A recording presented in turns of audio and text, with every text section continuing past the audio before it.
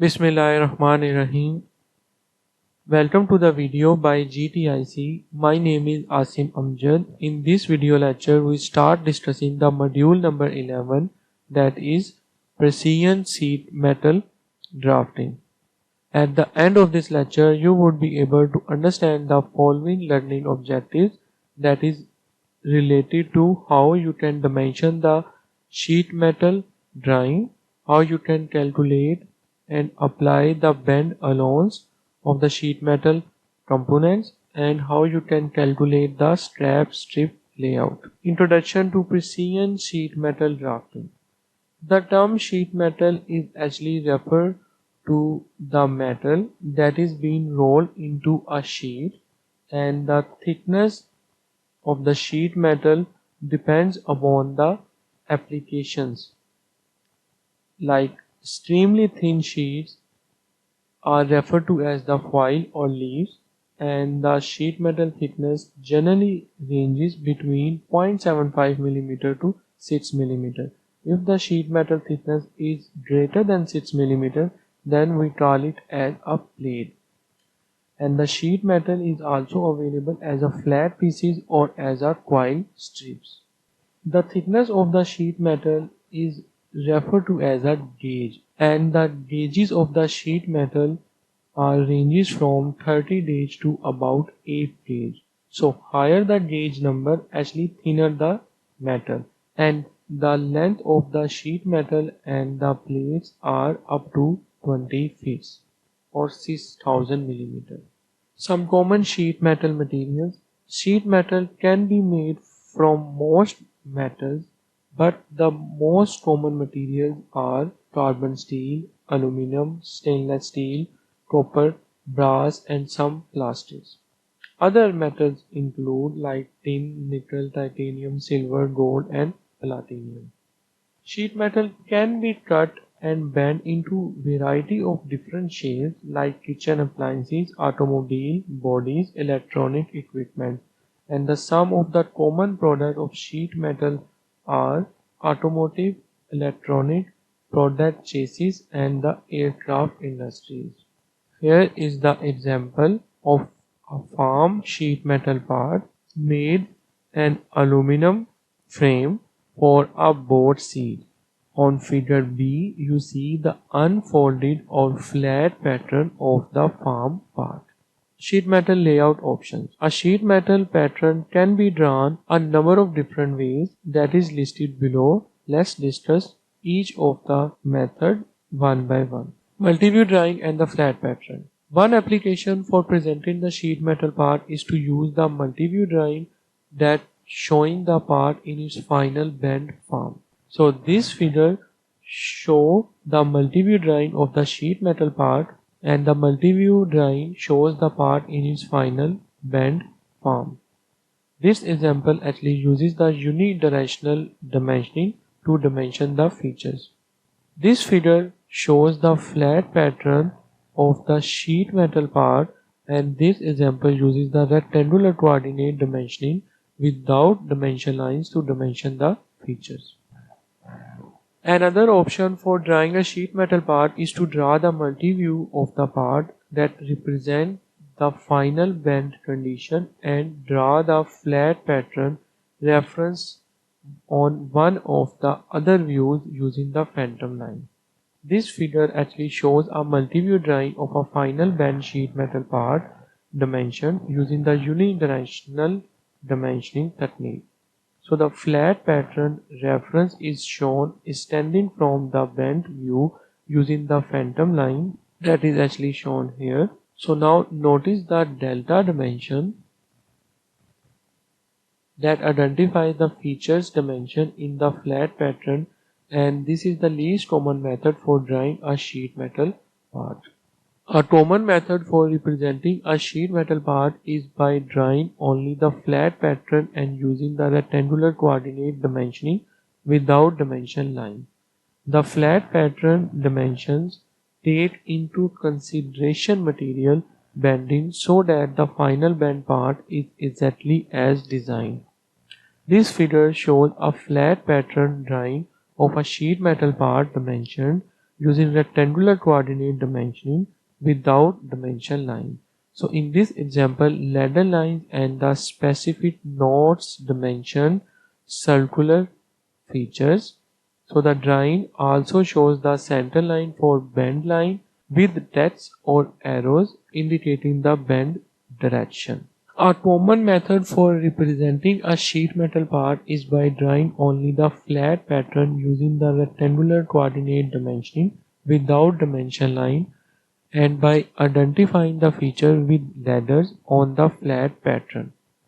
A table correlates with the letter on the flat pattern and specify the dimensions of each label feature. The flat pattern dimension take into consideration material bending so that the final bend part is exactly as designed. This figure shows a flat pattern drawing of a sheet metal part dimension using rectangular coordinate dimensioning without dimension line.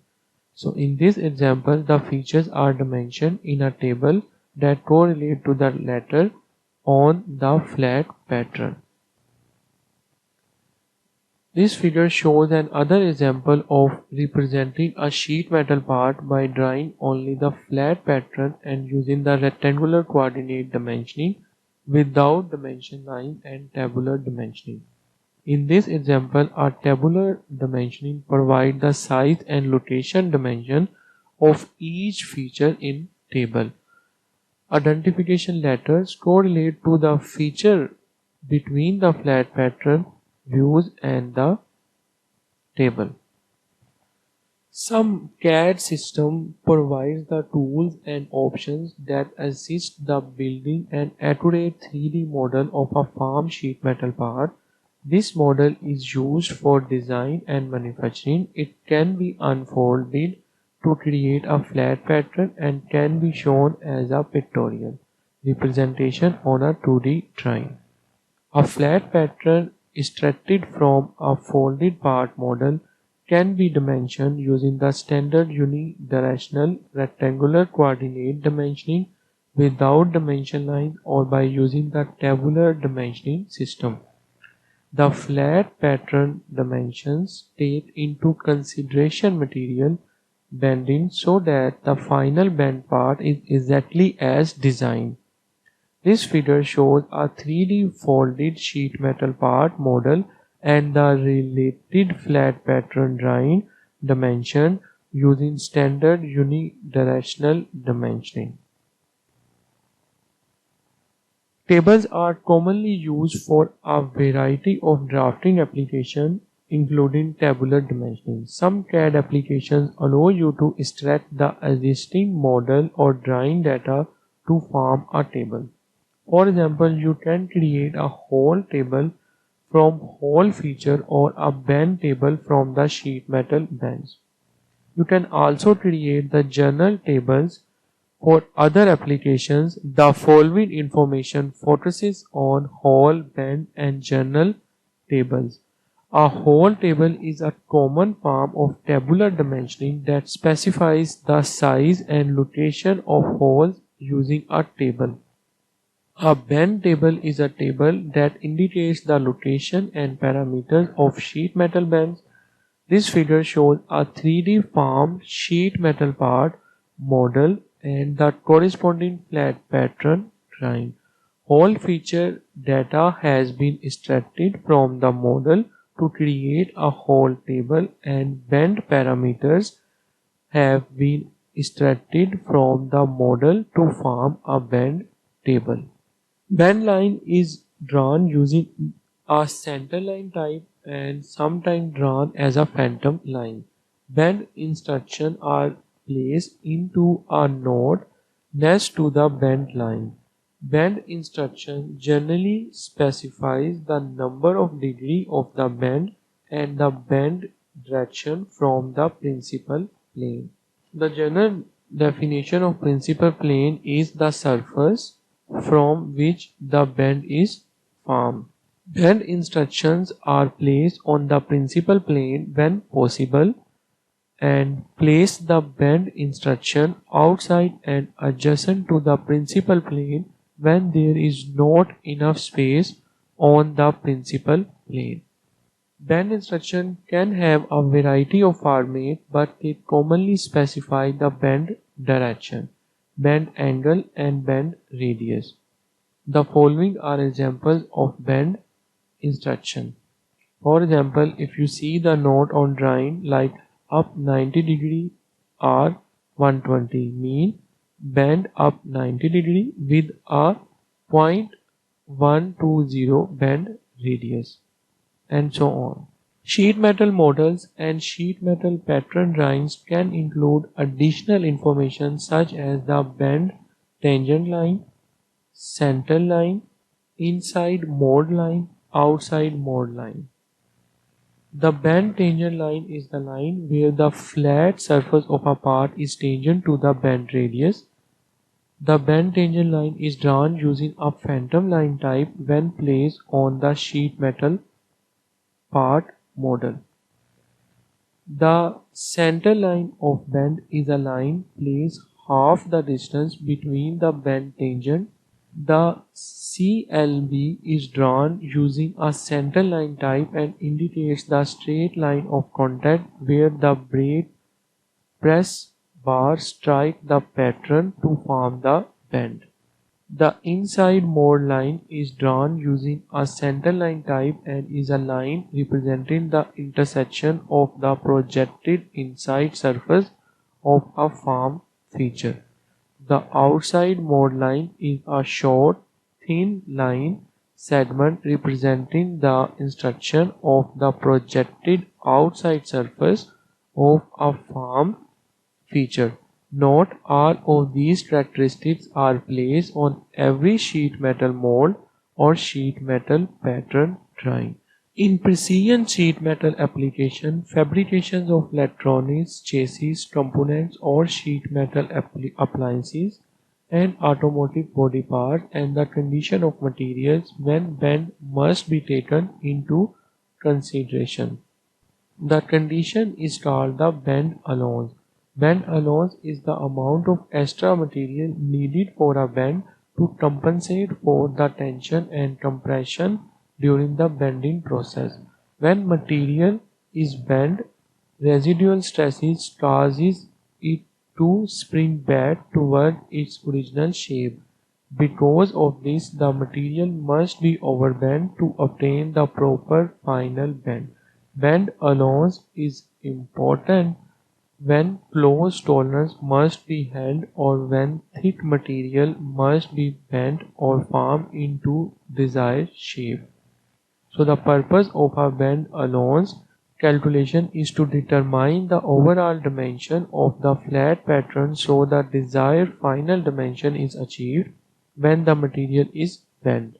The bend allowance can be calculated from any given situation or it can be determined automatically using a CAD sheet metal modeling and flat pattern development program.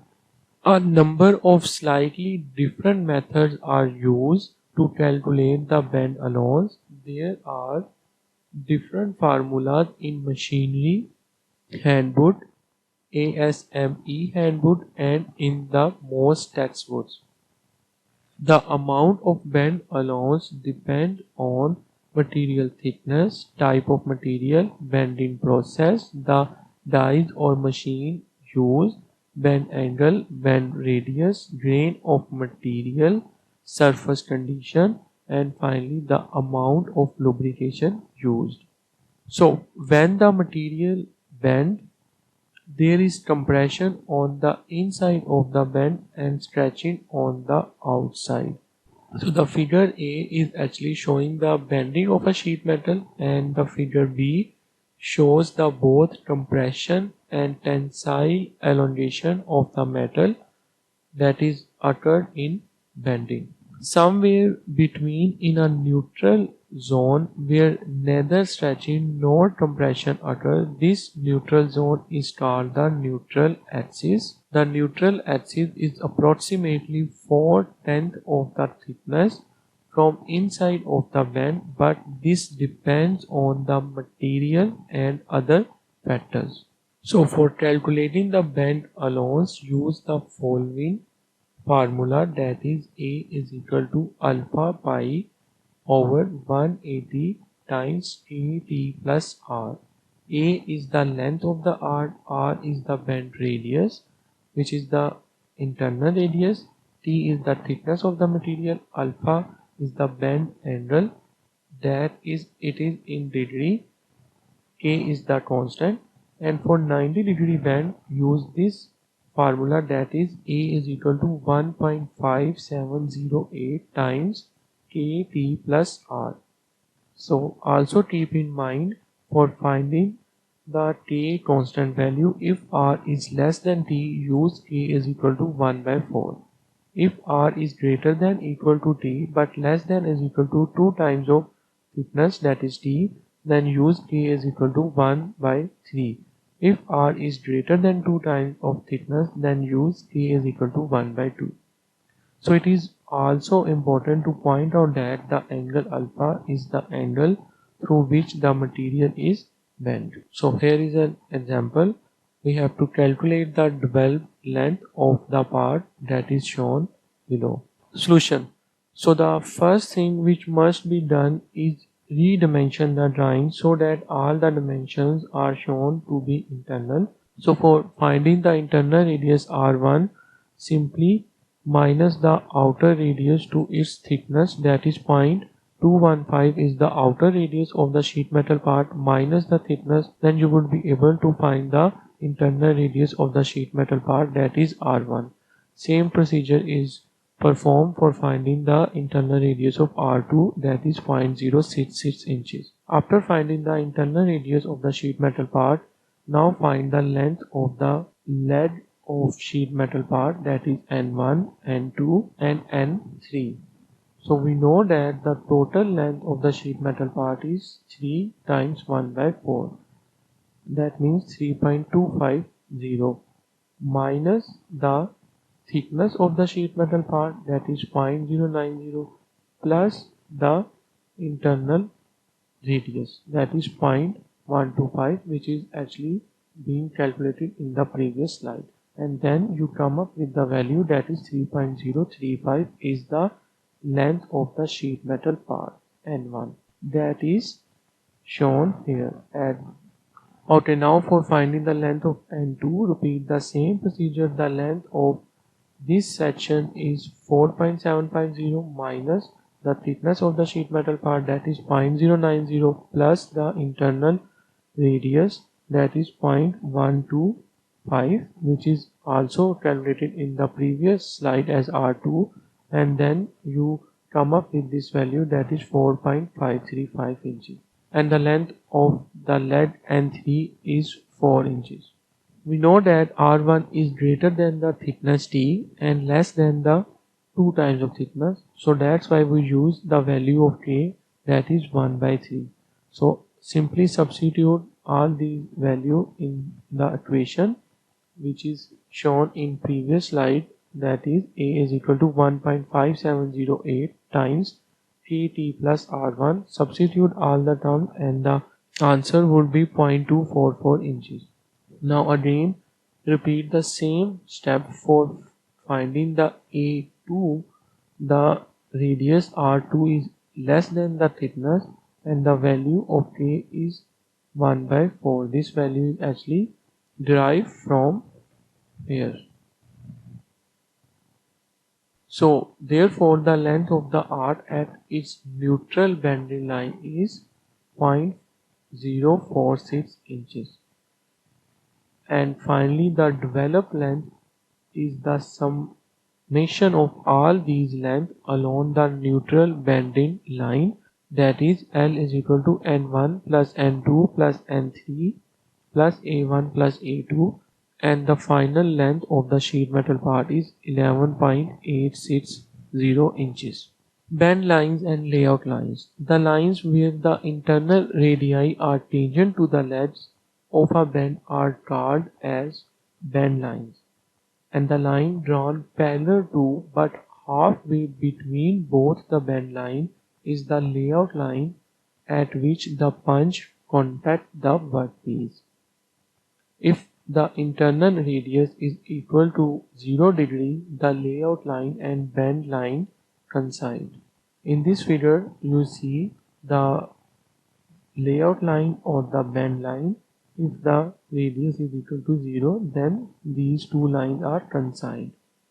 And here you see the thinning of the sheet metal part due to bending. Here you see the layout line and the bend lines. So the line where the punch contact the sheet metal part is call it as a layout line, that is actually lie halfway between the bend lines. Okay, now let's continue our previous example. So using the values and calculation from the previous problem, now calculate the bend lines and the layout lines for the developed line. So simply the right dimension to the layout line is n1 plus a1 over 2 is equal to 3.035 is the value of n1 plus substitute the value of a1 and then divide it 2 and the answer is 3.157. The center dimension between the two layout line is calculated as n2 plus a1 by 2 plus a2 by 2. Substitute all these terms and the answer is 4.680. And the left dimension is n3 plus a2 by 2 is equal to 4.023 inches. Here is the layout of the previous said problem. This one is the n1 section, this one is the n2 section, and this one is the n3 section. We calculate these values in previous problem. And this one is the a1 and this one is the a2. So for finding this distance, simply calculate this term n1 plus a1 divided by 2, because we are taking the point halfway between these two bend lines. Same procedure is repeat here, like a1 by 2 plus n2 plus a2 by 2. And for finding the length at this section, simply sum the n3 plus a2 by 2. This would be the solution of the said problem. Scrap strip layout.